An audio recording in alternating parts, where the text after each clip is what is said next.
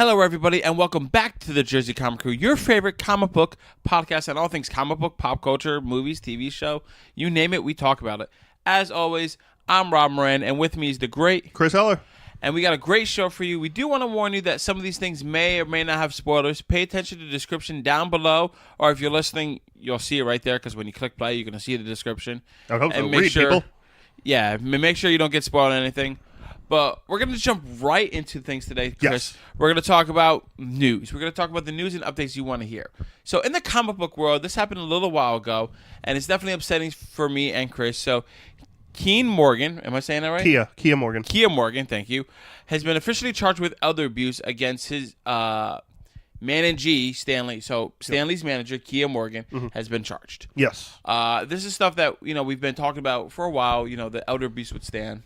Yeah. And it's very upsetting to hear. It is. I mean, maybe it's good that he's getting charged. Yeah, it's sad that it happened. Yeah, it's of course like you'd rather none of this happen in the first place, Correct. Especially with a figure like Stan. It's a good thing that it's finally done. Like if it had to be charged and it had to be proven, I'm glad that it's done and he'll get his sentence and everything he deserves. It's just really sad to see, and like we've talked about a lot. We met Stan a couple times each, and those last couple of times it was very like assembly line-ish. Yeah, like think of like a factory. He was a prop. Yeah, like they kind of just wheeled him out there and was like, "All right, Stan, make us some money." And every year those prices went up for Stan. Like we it was tough. Like we used to be able to get like a bunch of books signed by Stan, and then it kind of dropped down to like, all right, we could get one thing signed by Stan. I've only gotten 2 things signed from him, and I was like, yeah, that's yeah. a lot. I think the first time I saved up, it went nuts. But again, like those last couple of times, like his prices went from like 80 to 100 to 125 to like probably like a year before he died, it was like 150. Yeah, and like your firstborn child.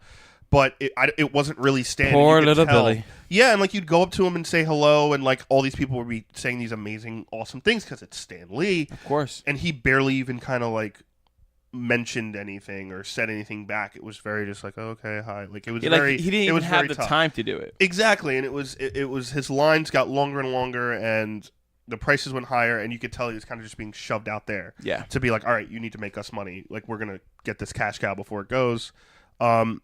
Very sad. Obviously, like, we went and got our book signed. It wasn't to sell our books or anything. It was to meet our freaking hero. The 2 books I got are not worth anything, like, compared to even some of the books you got signed. Exactly. But, like, the stories that you have for your books are way better than anything I could have for mine. So, even though mine are worth 18 times more.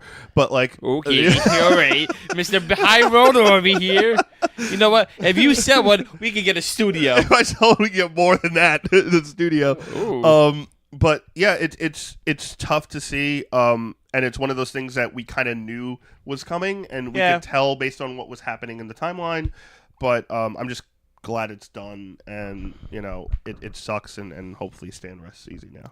Speaking of Marvel and things being done, Marvel has confirmed the cancellation of the X-Men line. Yes, they are going to restart when Jonathan Hickman picks up the role.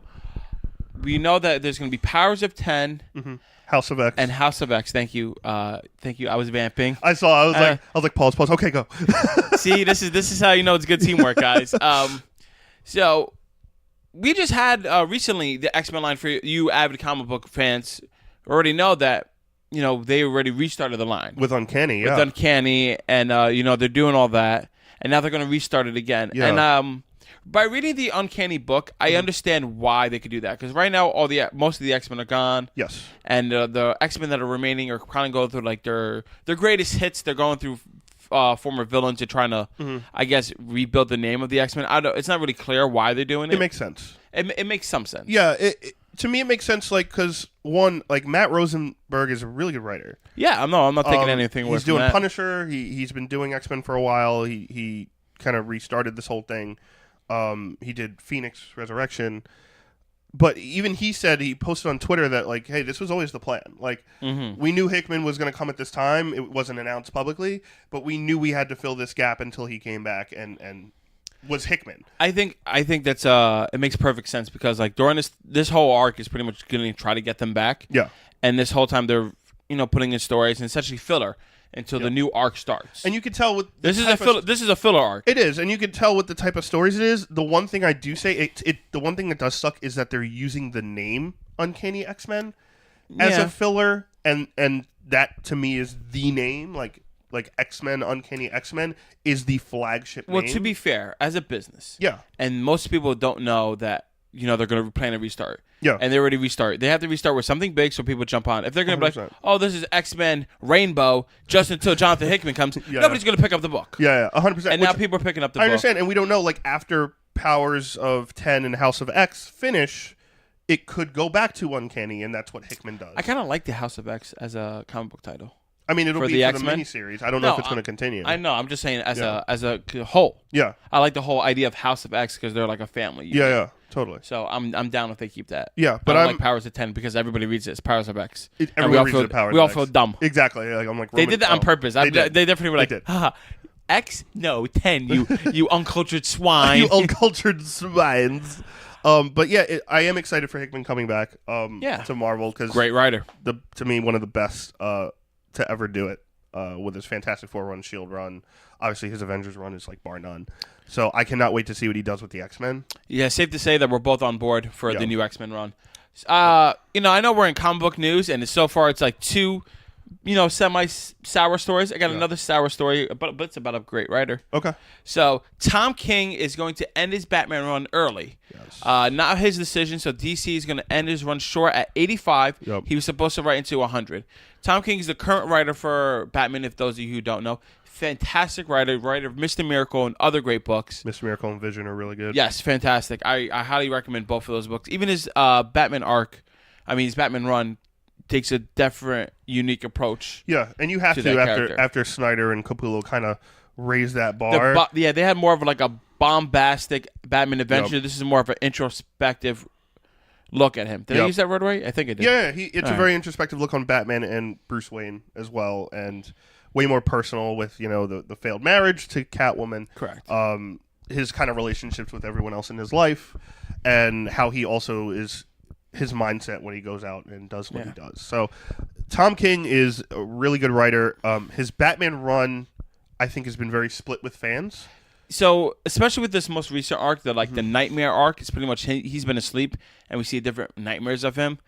It was all filler arc. Even diehard fans like me and Chris were like, all right, this is lasting a little long. Yeah. But he did have this whole 100-issue storyline planned out. I think it was even going up to like 108. Yeah. That was his original plan. Because he's talked about it a lot, and he's like, originally I was going to do 100. I think it'll finish at like 107, 108. But I think two things. I think one, DC, like, this is the biggest comic book character right now of all time. Yes. And their Batman book has to be like top. They don't want anything as far as like any type of question of this isn't a good book. Well, wasn't it? I forget what month it was. I think it was in April that it was like the first time it wasn't the number one book selling. And Hulk beat it, and everybody was like, Hulk. Hulk, by the way, is a fantastic book. It's like a horror book with Hulk. Yeah, you should pick it up. It's in its 5th printing now. Yeah. But like, because of that, and then DC, the executives and the higher ups know that Tom King had a big plan to like, what I'm going to do with this 100-issue Batman arc. I'm just saying 100 to round it off, right? Yeah. I'm going to change Batman, and it's going to have lasting repercussions. And I think they were afraid. I don't know, because I think sometimes you want that. Like, look at a book like Daredevil. Okay. Right? Like, every run of Daredevil has had this, like, changing thing that the next... Like, you want to leave something that the next writer has to deal with, but also make his own. Correct. But in that same regard, you look at Daredevil, he's, like, mid-range character. Yeah. But still similar to Batman. True, I understand. But, like, the risk-reward is not as strenuous as you look at Batman, top, if not number 2, number 1 of all time. Yeah. So anybody takes a little bit of risk, everybody's going to freak out because the danger is bigger. But I think also the problem with that is if you don't let the writers take those risks or... depending on what those risks are, obviously we don't know. No, I understand. But if you don't let the writers take those risks or at least write the story that they're going to write, it's never going to be good because you're going to hinder them. You know what I mean? You're going to hinder the thought process and the creativity. Obviously, you have to edit here and there. Yeah, I'm sure Snyder faced countless fights about his run. 100%. Right, making Jim Gordon Batman, I don't think they wanted that. Right? Yeah, I'm sure that was one of the biggest ones they had to deal with. But I'm saying for Tom King... Go ahead. I don't know. I think their biggest kind of change was like, is he going to be married to Catwoman or not? in this run. Well, you told me something very interesting off air. Yeah. We can say words like that. That's right. So why don't you tell them, our fans, or like my mom who watches, she don't watch. She don't watch. I tell her, she's like, oh, that's very good. You're playing with your friends, Robert. How good for you. Yeah. Mom, why don't you love me? No, seriously though. Tell me what you would tell us again what you were just telling me about this news. Yeah, so Tom is, his run is ending after City of Bane, which is the current story arc that's just starting. Started with issue 70, like the preview one is like 72, 71. And now it's going to go through 85-ish. And then after that, he's going to basically finish up his story with a maxi series called Batman Catwoman that he's doing with Mike Kelliani and one of his awesome, amazing writers. So that might artists. mean that they get married for real? Possibility. This is supposed to, from what I've heard about the Batman Catwoman line, is this is finishing up not only Tom King's story, but as we know, like since Selena they decided not to get married, that storyline's been broken up into like kind of just been left. So this will supposed to be like closing out that like, hey, we need to reconcile this and figure out a way to do that as well. So this will finish out Tom's story when whoever new team of Batman's going to start their own story. All right. Last little bit of comic book news that we have to talk about before we move into TV and movies. It's another sad one. Yes. Justin Posner, unfortunately, passed away from cancer at age 52. 42. What did I say? 52. I said 52? Yeah. I'm sorry, 42. Yes. Which makes it worse because he's even younger. He's very, very young. Many of you might not know this person. Many of you, like us, do. Chris, why don't you explain to our fans, to everybody, who he was and why he was such an important person? Yeah. Justin Ponser was one of the biggest colorists at Marvel for the last 10 to 15 years. Any book you've basically picked up, Spider-Man-wise, Avengers-wise, a lot of X-Men-wise, he is all over that book. Was a really nice guy. Met him at New York Comic Con a couple years ago. Signed everything I had for free. He did a lot with J. Scott Campbell as well, who's one of the most known comic book artists right now. I mean, cover artist. Colored a lot of him. Yep. A lot of David Marquez stuff. A lot of stuff with Hickman he was doing with Avengers. He's all over those books with the artists like Lionel Francis Yu. So he's a very well known artist. He was even, I think the last Avengers issue just came out last week. Yes, he was on it. Like he was coloring. He's fantastic. He was coloring in his like hospital bed. He was still working while dealing with cancer. I didn't even know he had cancer. I didn't either. I had no idea. I had no idea, and I met him, and he looked completely like healthy. But it's a very sad story. His last works he was doing with was Jason Aaron and Avengers. And as we know, Jason Aaron's one of the biggest writers at Marvel. So he was always doing massive book titles, coloring the best characters. He was like one of their guys. Like think of like him almost as like not as epically huge right now because it's Jim Lee, but Alex Sinclair in DC. He's kind of. I want to say he's very close to him. He was paving his way at Marvel to be like an Alex Sinclair. Yeah, that's what he was. Alex Sinclair is like the DC's version of him, but more. He's been around longer and more renowned. But so very sad to hear that Justin Ponser passed away. All right. I think it's time we get into some happier news. Yes. Definitely. We're going to talk about TV shows. Firstly, we're going to talk about DC Universe The Swamp Thing. We saw a teaser. We did. We saw a trailer. By the time this episode comes up, you already watched the first episode because it launches on May. Are we in May? Yeah, May 31st. May 31st. Today. Friday. That we're recording. Happy Swamp Thing Day. So that's great. The trailer looks like a horror movie. I love the trailer. I was not expecting this horror film noir type feel, which is kind of stupid. They already told us that. Exactly. And I watched still wasn't expecting it. No, I'm not big into horror, guys. And I was watching this with my fiance, and she's like, "Oh, it looks good." I was like, "It's a little scary. I want to watch it." She's like, "Are you going to freak out?" I'm like, "No, because I'm a grown man." Maybe. Mom! Mom, I need help. I have to watch this for TV. But it looks really good. I want to watch it so a lot bad. of the characters seem like it's like very Alan Moore run-ish, which is great. I would love to maybe get I don't think we'll get it in season 1. And again, my worry for this is number 1 that they cut the episodes from 13 to 10. They did. And number 2, we don't know what the future of DC Universe is right now. Well, see, here's my thing with the DC universe, and now you've caught up with a lot of the shows we were talking about. Yes, I've caught up on Titans, and I'm catching up on Young Justice now. Yes. Their shows are good. Yes. Very good. Yes. The problem with them and with the app is that not a lot of people know about it, and there's a paywall and people don't watch it. Yes. Look at Umbrella Academy success, right? Yes.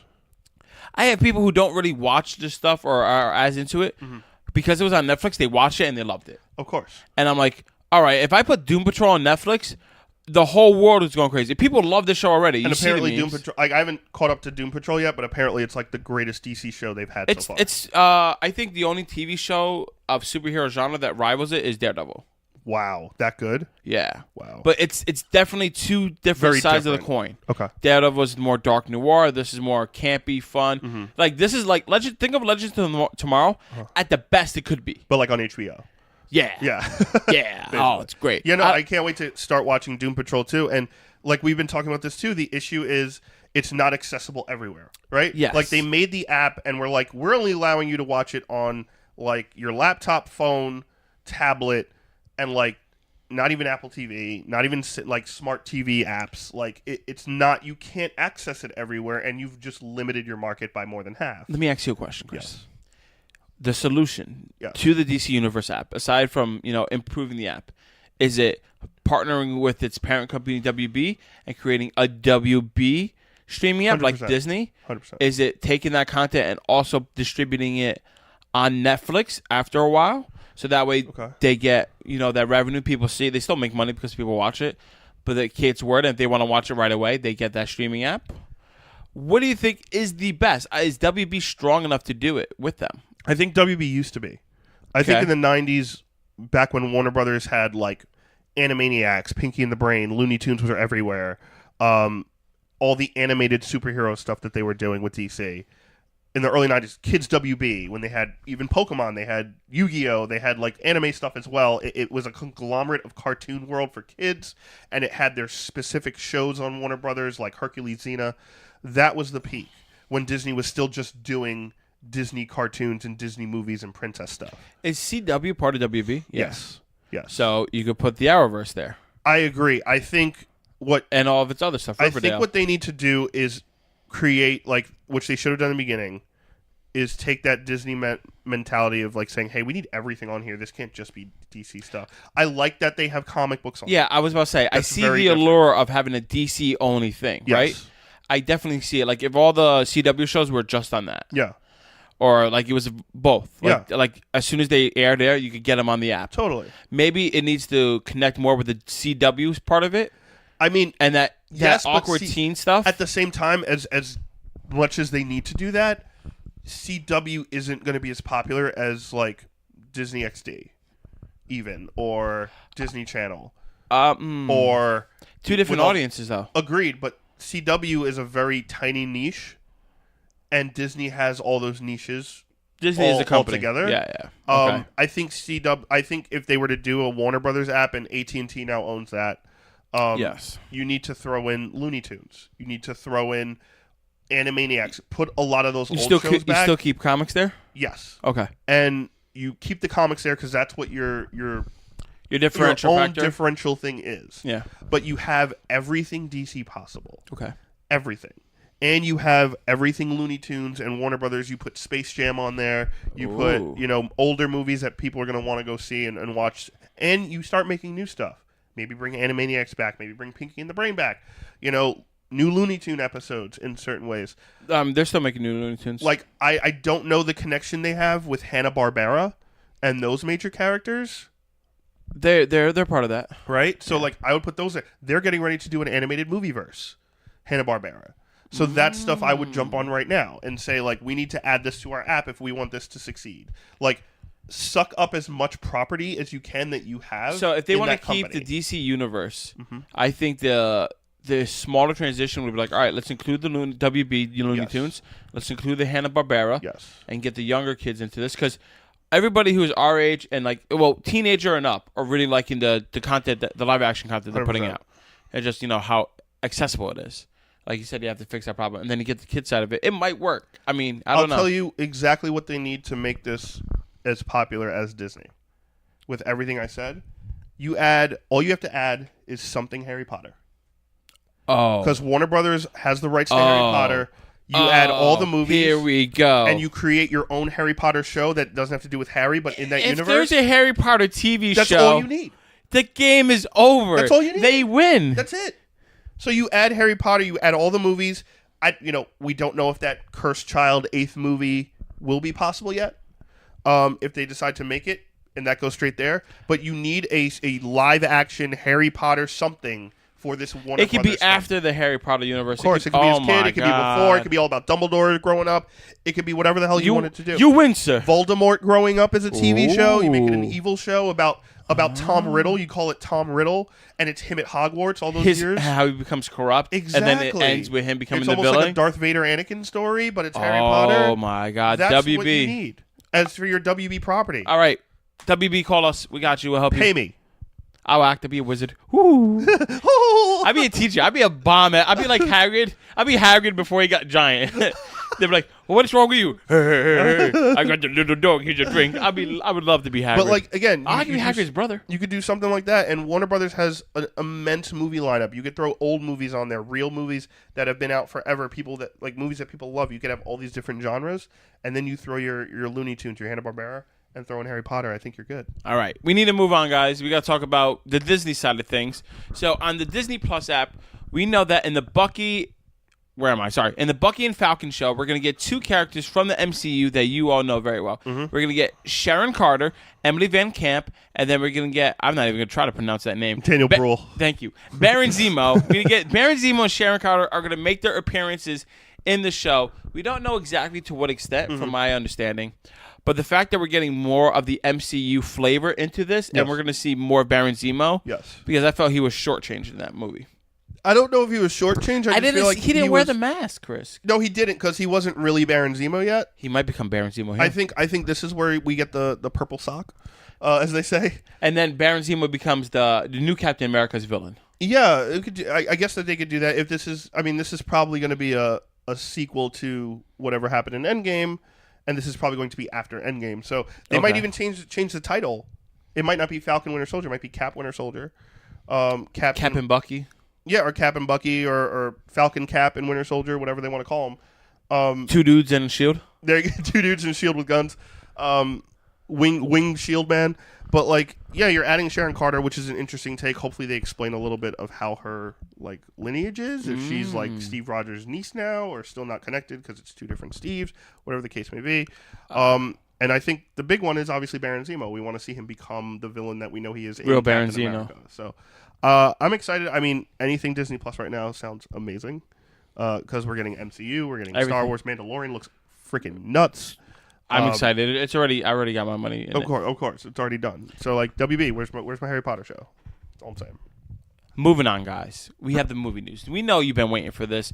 We have Star Wars news. We have Robert Pattinson news. We have everything. So, first off, there will not be a Star Wars movie until roughly 2022. Yes. With Bernie and Weiss. Yeah. Benioff and Weiss. Sorry, I did Bernie. Bernie Madoff, because no, it looks like Bernie Madoff. I did Bernie Sanders. Oh, Bernie Sanders. Bernie's going to be in Star Wars, everyone. Free blasters for everybody. So this just shows that, Star Wars is going to take a break. Yes. They've been pumping out a lot of content, and the biggest factor that I believe that Star Wars has going for it, and the reason why they do well in the movies, is the nostalgia bump. I think if you let it breathe a little bit, and then people come back to it, they're going to see, oh, wow, Star Wars. I'm happy to see it again. Let's watch it. Because I feel like Star Wars is more of the middle of the road. Some people disagree with me. I understand. I know you do. Middle of the road in what way? I felt like the movies in general. All of them? I feel like a lot of it has to do with nostalgia and hype. Well, you realize, nothing would be around without Star Wars, right? I never said they weren't important. Okay. Don't twist my words. I'm just saying that I think a break is going to be good for them, because this is going to get people reinvigorated and excited again, because they're like, oh, we haven't had Star Wars in so long. Let's catch these Star Wars movies. Whoa! So I agree about the break. I don't agree with why. All right. Why do you think this is good? I don't think you're ever going to have people happy about Star Wars, ever, because it's Star Wars. And Star Wars is not... Yes, it's built on nostalgia, but it's also built on speculation. Yeah. Star Wars is one of the most speculated anythings on the planet. But if you have this break, I think it's more so to get you back on track, just to make the really good movies that you wanted that reaction, like in episode 7, that reaction. Not focus so much on like these, like the Star Wars story stuff. I personally think this could be Old Republic because it's Benioff and Weiss and their, Game of Thrones guys, and it's old type of world stuff. So I think that could be it. Speaking of Benioff and Weiss, with seasons 8 mixed reviews amongst fans. Yes. Do you think them being attached to Star Wars is a hindrance still? No. Do you think it's still as good as it was before season 8 came out? Or does no change? I think it's fine because, number one, we haven't seen what they're doing. Okay. And number two, we don't know what they're doing, and they're not done with what they're doing, and there's too many what-ifs. And they've had, even with the questionable season 8 reaction, they have so much positive work laid down. True. That it outweighs anything. I'm with you on that. So, yeah, I think it possibly could be an Old Republic storyline. I think the one thing it definitely needs to be not a Skywalker story. I'm with you. Completely separate. I think build that universe outwards, not inwards, which would definitely help. Build it wide, not tall. Yeah, exactly. And, yes, I think they do need a break to kind of like reconfigure themselves and say, all right, what do we want to do? We want to make fans happy, but at the same time, we want to tell these stories the right way. You're never going to make fans happy 100% of the time. Everyone's going to have a problem with everything because, unfortunately, that's the world we live in. But at the same time, take this break, figure out how we're going to do this, what we want to do.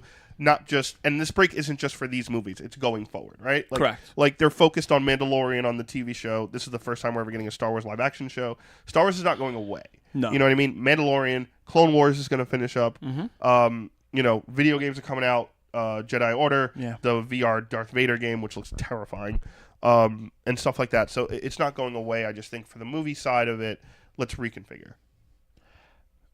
More movie news. Yes. We got to talk about Kevin Feige and his comments about the MCU. Yes. So he told us a couple things. So one, the Lord Feige himself. Yes, he told me. Well, he didn't tell me. He told the people. He told the press. He told the press. I am not. Hey, anybody. He told me something. All I'm saying. Hey, yo, we had a conversation. He told me, and then I got to tell you now. Okay. All right, you ready? You ready for me to tell you what he told me? I'm ready. So he told me that the real Mandarin is still a part of the MCU. The Seven Rings is still going to be a factor. Interesting. So we're still going to get that story in some way, shape, or form, whether it's a TV show in the movie universe. This speaks to me maybe a War Machine movie. And he deals with that. Ooh, I don't know if I want that. I don't know if I want that. I don't know if it's, Peter Parker takes it on. I don't think so. Maybe it's going to be a new Iron Lad. People have been talking about that kid becoming Iron Lad. My issue with just this part of the story of the Mandarin being a part of the MCU, you had Robert Downey Jr. You had Iron Man. Yeah. Why in the fuck did you not do a real Mandarin story with him when you had him? With Mandarin is hands down his greatest villain, arguably Doctor Doom, but hands down his greatest Iron Man villain. It's the one thing that gives Tony that holy crap, I'm a tech guy, I can't understand this magic stuff. Yeah. It is 100% the greatest thing you could have done, and you didn't, and you blew it. My thing is with them saving him, right? Because obviously I think they had this plan. They teased the Mandarin before in the second movie. Yes. Now we're going to see him again. Now people are like, oh, the real Mandarin's here. I'm already intrigued. Mm-hmm. So whoever they put as the main hero doesn't need to be as strong. You know what I mean? I'll tell you because the villain has been built up. Yeah. So you play off him. You could have somebody weaker. You don't necessarily need to be strong. Do you want to know who the only character right now I think could possibly go against the Mandarin? Doctor Strange? In the movie? Yes. That'd be great. That's the only character I could think of that isn't Tony that could actually play off him well at this point. I think it'd be great. Yeah, I don't know. That could be Doctor Strange too. Yeah, but you also have the Baron Mordo stuff that you left open. True. That you have to go into. I mean, they could always do both, but I don't know. To me, it could always be in a TV show and have it dedicated with Tony. No, with Doctor Strange. I don't know. I think the Mandarin is such a and obviously, if you're not a comic fan, if you're just a movie fan, you're not going to realize the actual impact of the Mandarin as much. He's green. His skin isn't green. He wears a green cloak. But I remember in the animated show, he was green. That's right, he was. That's weird. Yeah, I like that. That's my favorite part of it. But he looked like a Skrull. He's like, Rah! But if you have the Mandarin, it's almost like saying we're not going to do Doctor Doom in a movie.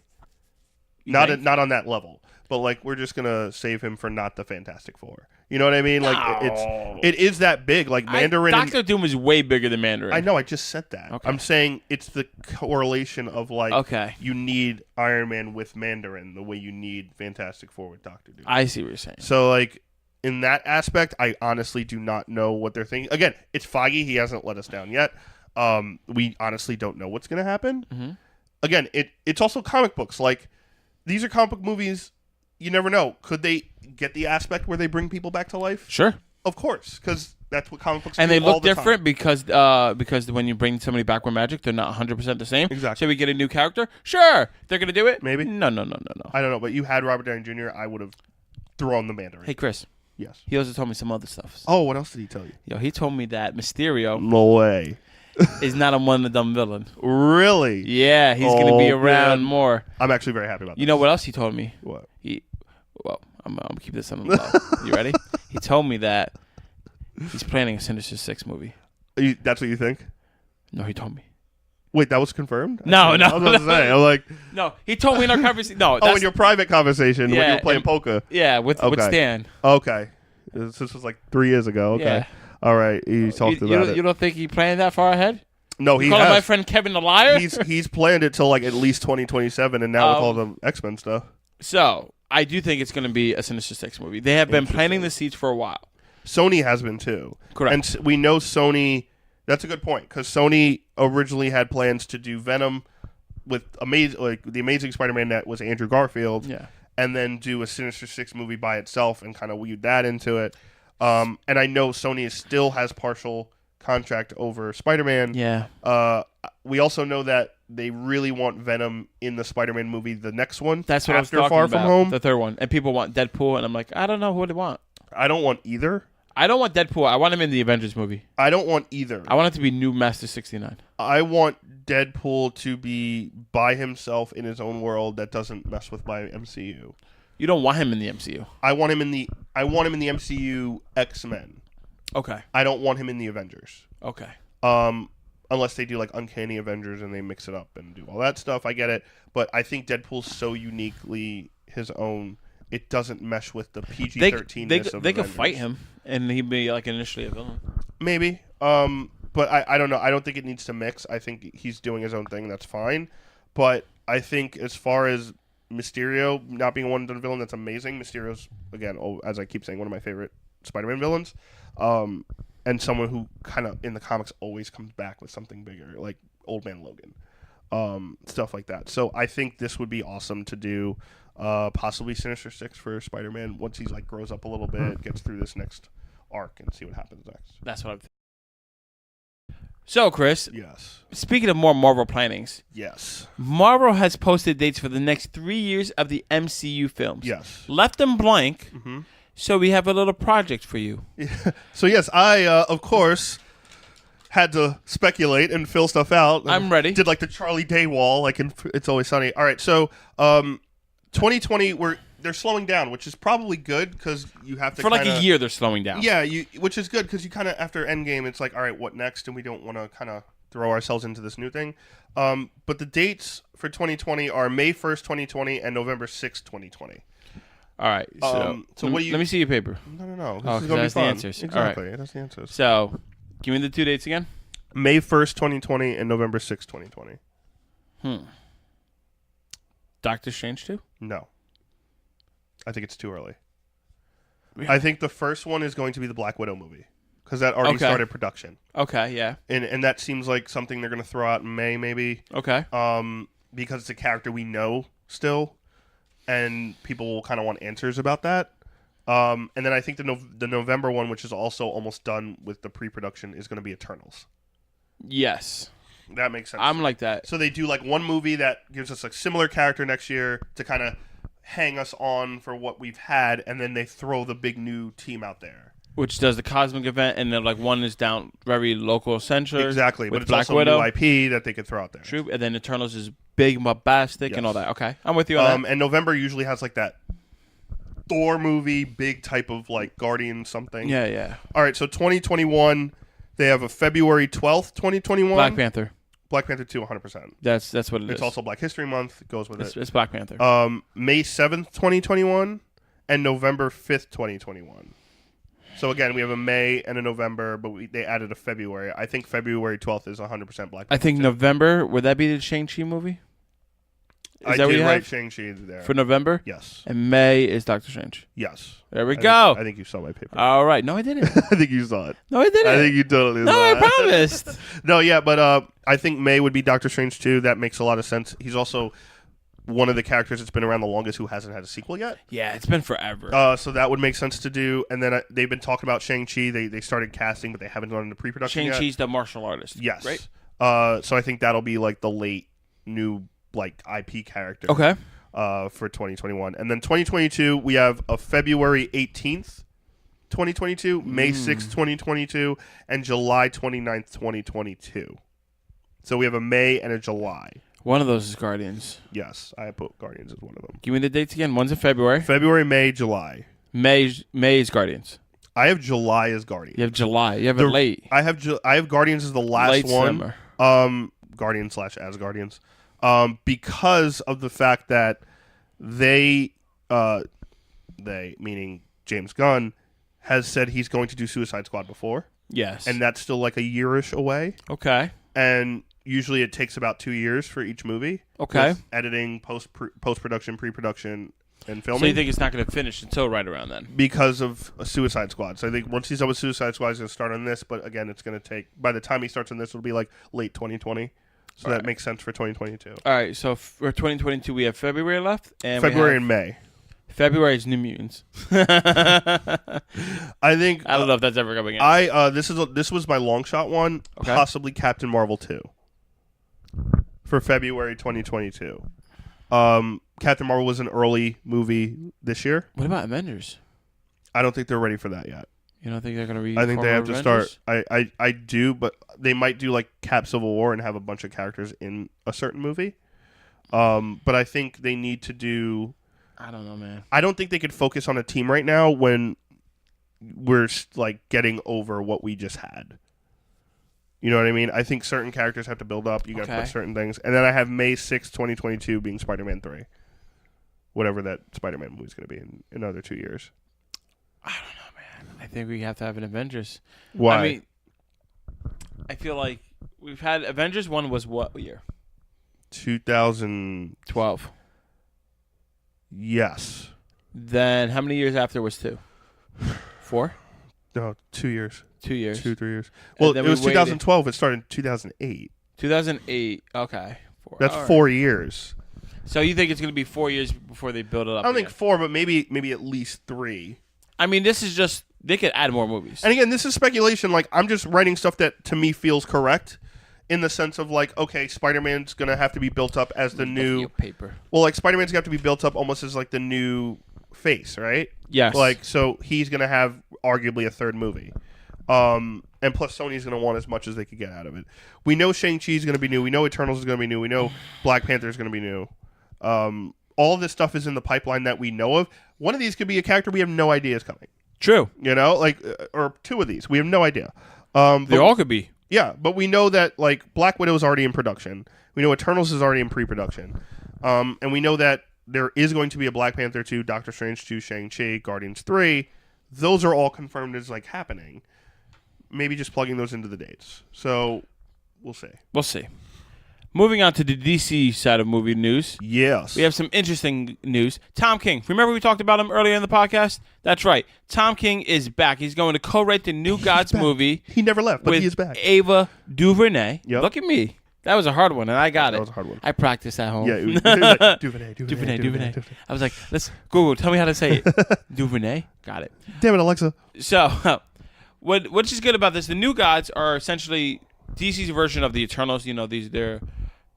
I don't know how to explain them other than the gods of the universe. They fight Darkseid. Yeah, it's Darkseid side of the world. Yeah, it's the epic like good versus evil in like their dimension. Correct. Of characters. So, what would be very interesting, and we do know that this is going to focus heavily on Mr. Miracle and Big Barda. Love it. So that's pretty much a live action version of Tom King's Mr. Miracle. Mm-hmm. Probably very different, but it's going to take a lot of inspiration from that.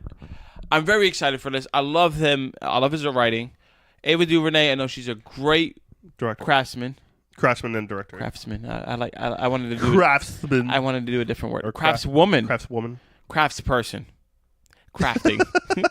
She's a good I'm director. just gonna say things with craft in it. I don't know. Mac and cheese. Kraft mac and cheese. She likes that. Not sponsored, by the way, unless you want to be Kraft. I can work in Kraft in any situation.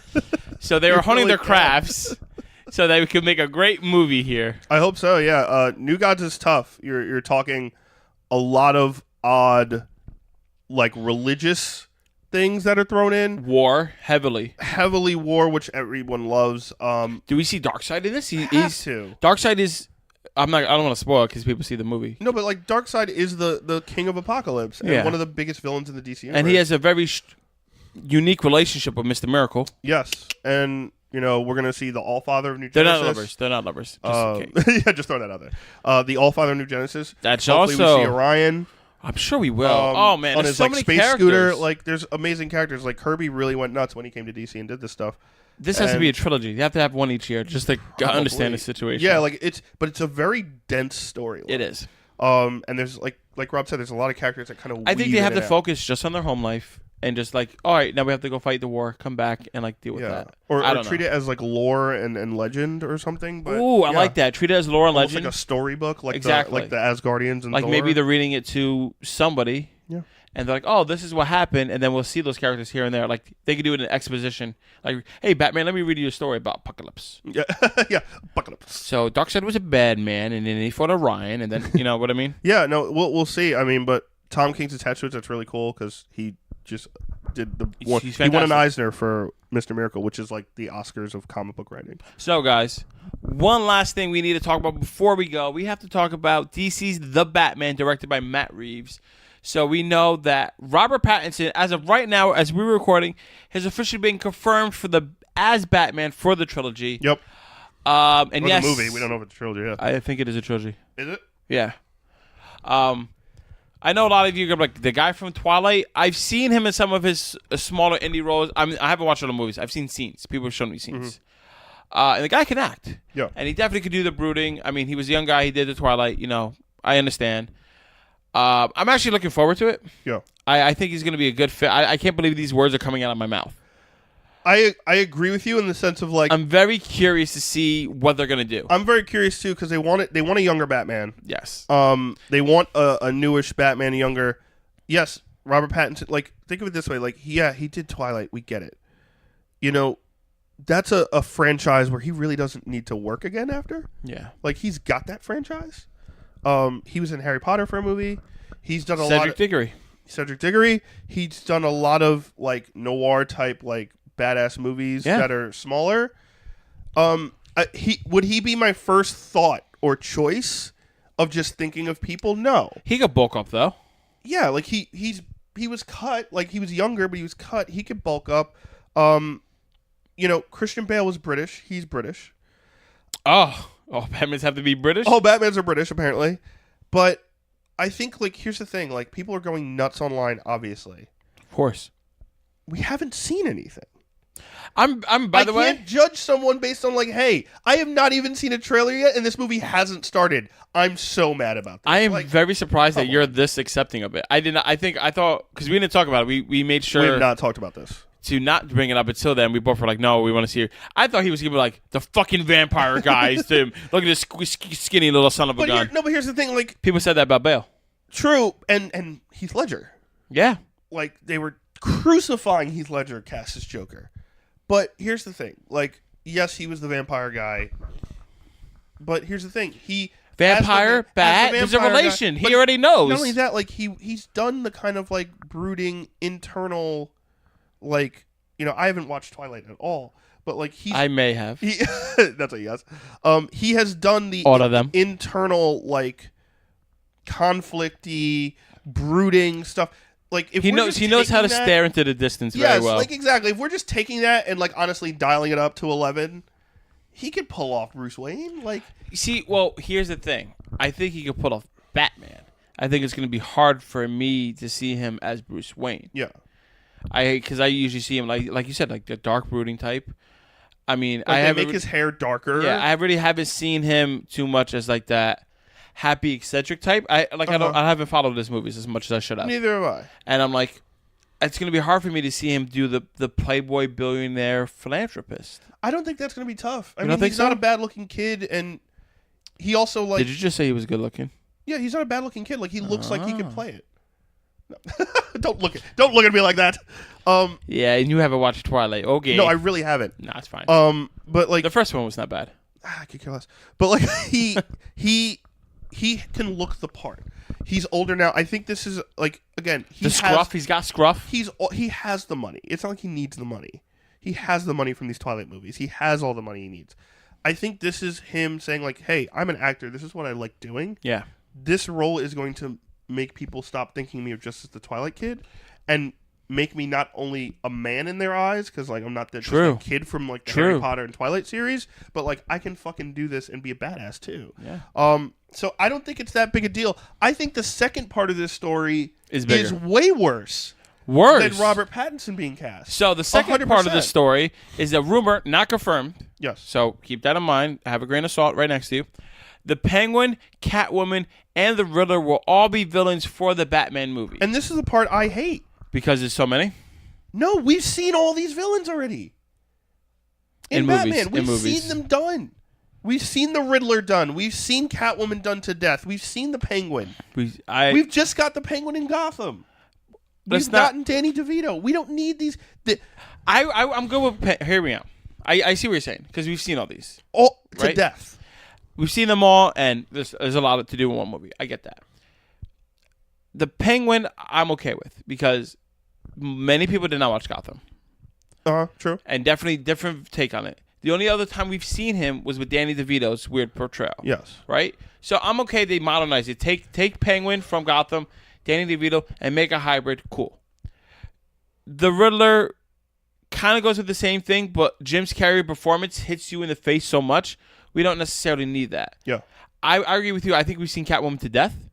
I think we should introduce Selena Kyle, because Selena Kyle is a big character. I don't need to see her as Catwoman. As the first movie.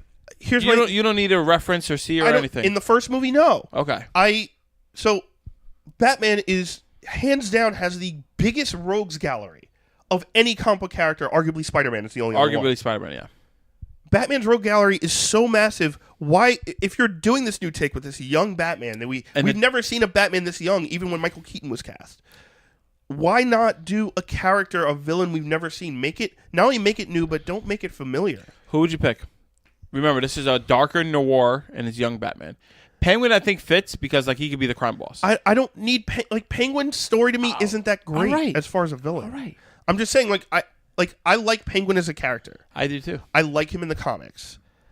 I don't need Batman fighting a stumpy fat guy a whole movie. No, he could be a villain, not True. the villain. I also think 3 villains is too many. So who? But who would you think put?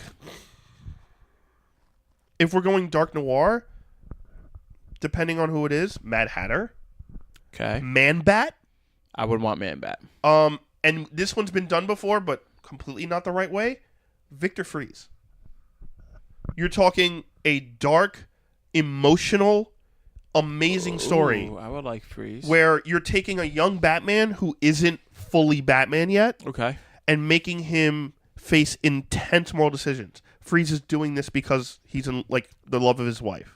I like Freeze you're taking for the first movie. A young character that has to make those decisions and say, I know you're doing it for the right reasons, but you still can't do this. Mm-hmm. And I have to stop you from doing this, even though I might not want to stop you from doing this. Freeze makes sense. I like Freeze. I want Man-Bat and Penguin to be together in a movie. I don't need the Why reason. Do you need Penguin. I like Penguin, but the whole fact that him being a crime, I think him as the crime boss and him dealing with all of that and not knowing it was this guy that he grew. The Maronis. You could have anyone running the underworld. I understand that. Maybe I just want a crime boss, and that's the most known. Okay. Because I don't think people will be like, oh, Maroni, Falcone. We've kind of seen these people already in movies recently, and people are like, all right, whatever. If you want dark, scary shit, Man-Bat is the key. I like Man-Bat. That would be nice. I could picture Penguin trying to fight, and then he's like, oh, it's Batman. Get ready, boys. And Man-Bat just comes and kills somebody. Yeah, with any scene, though. It doesn't have to be Penguin. I know. I just like that scene. I don't know. I think there are so many characters. I mean, they kind of did Zsasz, but didn't. Victor Zsasz is dark. No. Again, Mad Hatter, crazy character. I think Freeze is the best bet. They could totally up him in the movies. So if they do, let me think. They do Penguin, Catwoman, Riddler as the 3 villains. How does that story play out? I don't think Catwoman's going to be fully a villain, like always. Correct. I think Catwoman's I think she's becoming a Catwoman. Catwoman, and I think we're going to get. I think she doesn't know who this Batman is, but Bruce knows it's Selina. Okay. And he doesn't tell her, and that's going to be costly for him later on in the story. I don't want to see Riddler and Penguin together. I want one or the other because I've seen them so much in Gotham as a pair. If Penguin's in it, you leave him kind of like you said, the crime boss in the background while Would Riddler you make him is the main skinny villain. or fat? Fat. You have to make him fat. That's how he is. I'm just asking. Yeah, no, the skinny Penguin I don't like. All right. You got to give some to the fat guys too, man. Like, come on, got to cast the fat guys. I'll do it. I'm not sure enough. I don't know. Yeah, it's an odd character to play, but like Danny DeVito again. Yeah, right. But like, I think Riddler would be the only one that they would make the main villain. Okay. And then you have Selina kind of be the anti-hero mix, and then Penguin's kind of the crime boss behind it, where like Bruce is like, I'm gonna come to you, but I don't want to, and Penguin maybe gives that like, screw you, but I know you're protecting me too, so I'm gonna have to fold to you. Okay. I guess It's a generic Batman story. Again, like this made me way more upset than Robert Pattinson, which is why I don't understand people. Because, like, if you're a real Batman fan, and if you're a real comic book fan, like you say you are online, and you're flipping out about Robert Pattinson being cast instead of the characters that you've seen 40 times in the same movie, and not, like, you know, realizing that, hey, Batman has one of the biggest rogues galleries of all time. Do a Killer Croc fucking movie. I would love that. Right? What about we just do the animals? Do Killer Croc. Just Killer Croc and Man-Bat. Like, do Killer Croc. Like, what's another animal one they have? Firefly. Just do all the animals. Firefly sucks. What? It's an animal theme. I don't know. I just... And Kraven the Hunter crosses the dimensions. But, like, if you do... Like, think of, like, the scene... Remember the Arkham video game, the first one? I know. Where you're in the sewer and Killer... You have to be so quiet. That needs to be in the movie scene. If that was in a movie, that'd be insane. I feel like they're waiting for that. I feel like they need to build up Robert Pattinson a little bit more. I feel like they're afraid to do it. Yeah? I feel like they're totally afraid to do it. I feel like this is DC and Warner Brothers kind of reverting back to, like, safe. We need to make sure this is safe and works. And what works? Things that aren't as safe all the time. Sure. Iron Man wasn't safe when they started that. No. Still holds up to this day. You know, stuff like that. Guardians of the Galaxy, not safe. No. Amazing. Nobody who knew they were. Nobody knew who they were, and the people in the comics were like, really? Like, we were all like, why? Like, no one reads this book. Yeah. Now I can't put it down because Donny Cates is writing it. Fantastic. But, like, again, I don't need to see the same characters over and over again.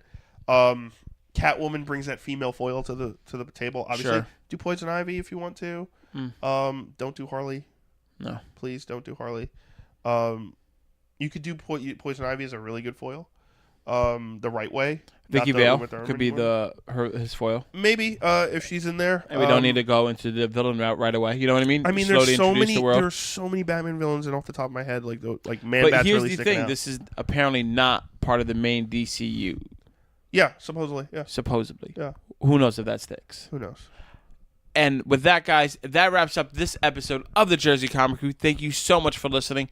Make sure to, down in the comments below, let us know what you think about what we were talking about. Do you think Robert Pattinson is a good fit? Do you like the villains there? Are you excited for the Marvel's restart of the X-Men? Are you going to watch Swamp Thing? Are you subscribed to DC Universe? Let us know down in the comments below. Know. Make sure you follow us on all of our social media platforms, Twitter, Instagram, and Facebook. You keep the conversation going there or in the comments below. As always, you can follow us on YouTube, on Instagram, Spotify, Podbean, iTunes. I can't think of any more. I just kept throwing fingers out. That's fine. All the fingers. All the fingers. As always, I'm Rob Moran. And I'm Chris Eller. And we'll see you next time.